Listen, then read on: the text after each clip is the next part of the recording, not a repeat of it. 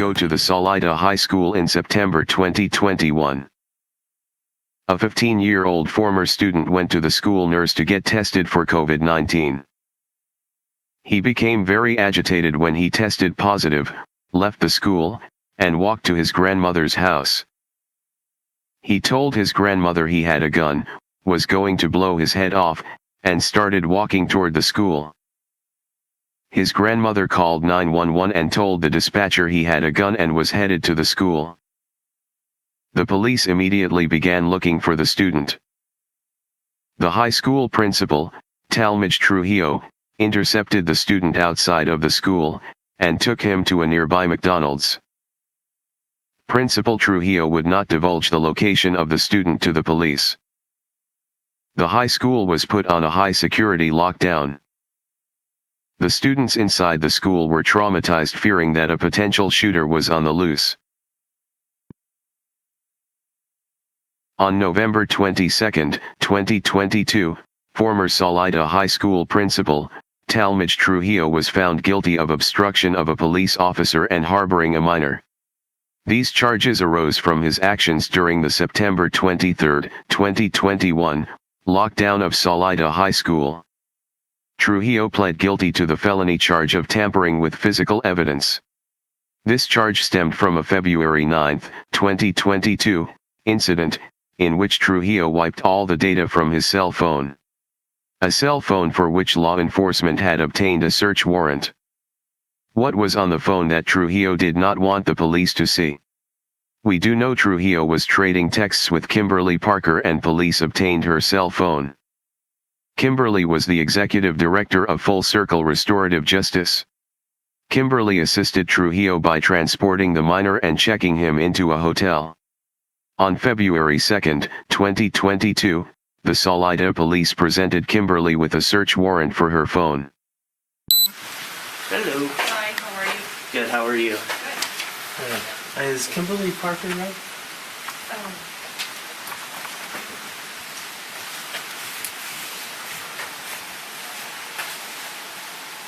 sure.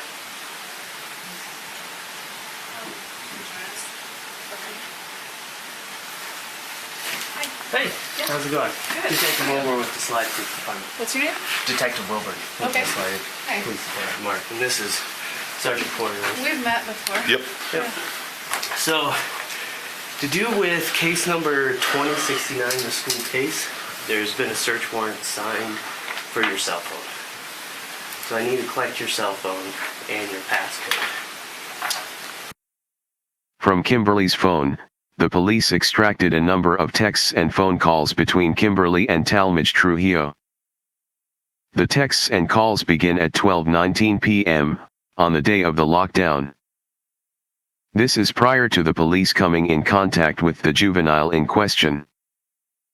Notice that when Kimberly first texts Talmage, she is already aware of the situation.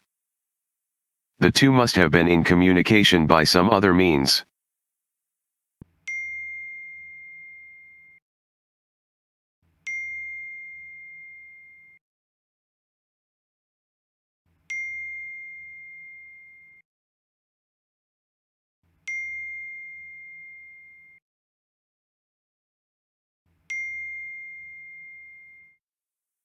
It appears from the texts that Talmage and Kimberly have agreed to shelter the minor. The police contacted the minor at Crest Academy at 12:27 p.m. during these texts. The police report also says that Talmage spoke with school superintendent David Blackburn while the situation was occurring. This was probably at 12:20 p.m. Talmage and David spoke regarding housing the minor.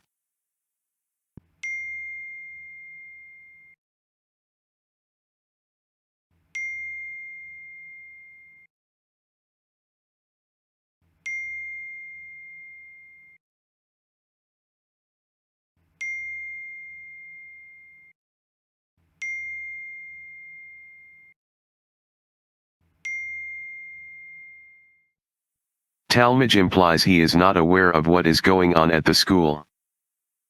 However, earlier, at 12:15 p.m. he elected to tell the dean of students to release the lockdown at the high school.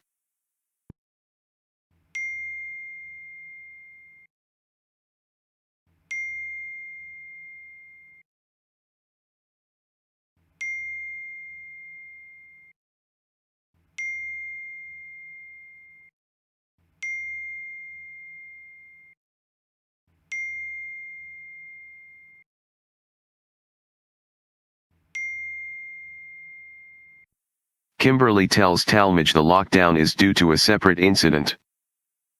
Why does she believe that?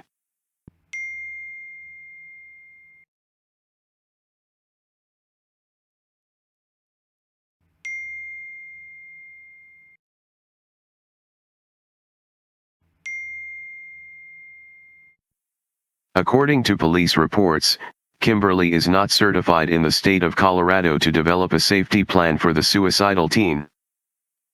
Why didn't she call Sol Vista, the local mental health care provider?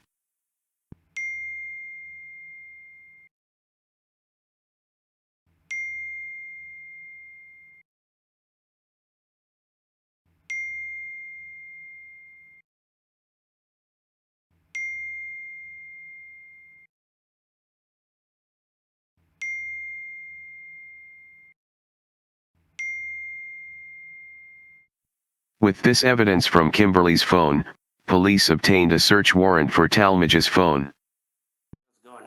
Fellas. Good, how are you? I'm okay. Shut this for now.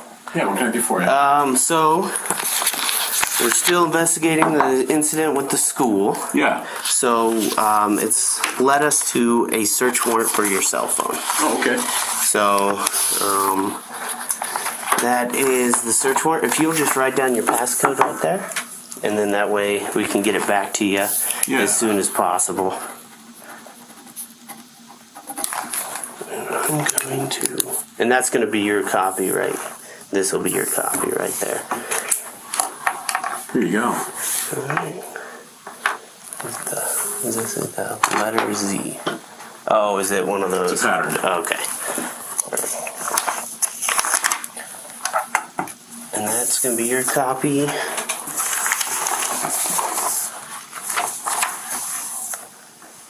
Do you know when I'm going to get the phone back?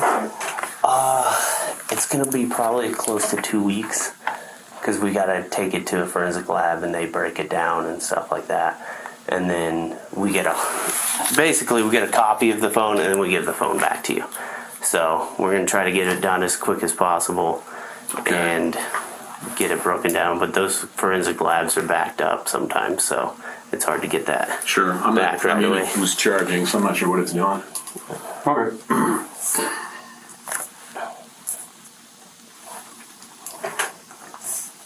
What is it, a Motorola Samsung? I have no idea. I can blow that up so you can see it better if you want. Yeah, it's a brand new phone. I just got it. So this is not the one that was used during the incident, or no? No, that phone's expired. Okay.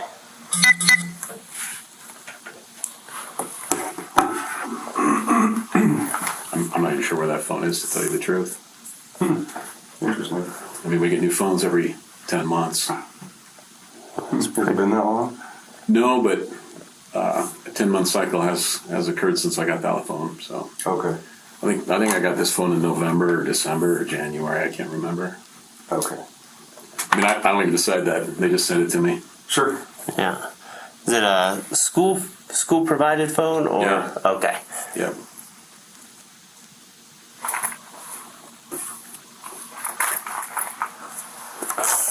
So this will be a copy for you too, showing that you get a receipt. This is the property that we took from you. Okay. So I mean, you guys can keep it if you want. the phone. We have our own. Do me a favor.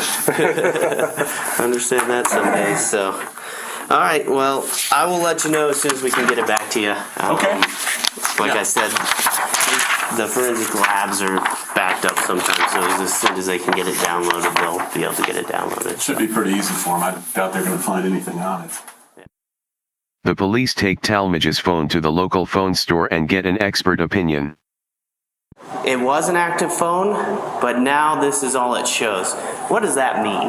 That just means it was factory reset. That means they took all their personal information on it and deleted it. Okay, so everything's deleted off this phone. There's Yes. no way to get anything. None of the old information on it, like if there was a Facebook on it or like pictures, that they're all gone. Newspapers reported that Trujillo erased the phone in front of the police. However, the body cam footage shows that the phone had been already erased.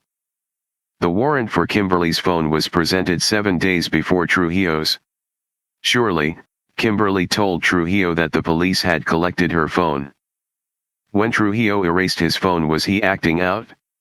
Or, did he erase additional evidence of crime? We will never know.